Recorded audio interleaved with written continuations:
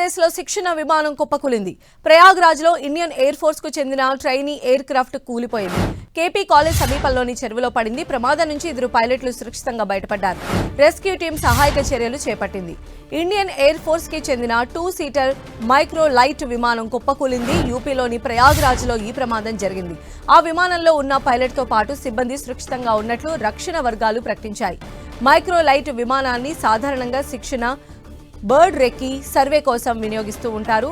Regular స్టోరీలో భాగంగా ఆకాశంలో ఎగురుతూ ఉన్నటువంటి సమయంలో విమానం కూలినట్లు అధికారులు చెబుతూ ఉన్నారు. ఓ చెరువులో అది కూలిపోయింది. ఆ ప్రాంతాన్ని సీజ్ చేశారు. ఘటన పట్ల దర్యాప్తును మొదలు పెట్టారు.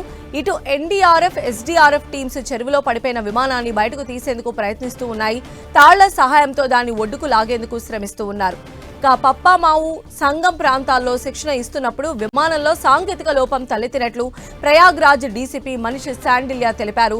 పైలట్లు సురక్షితంగా బయటకు వచ్చారని, జార్జ్ టౌన్ పోలీస్ ఏరియాలోని కేపీ కాలేజ్ వద్ద ఉన్న ఓ చెరువులో ఆ విమానాన్ని దించినట్లు ఆయన చెప్పారు.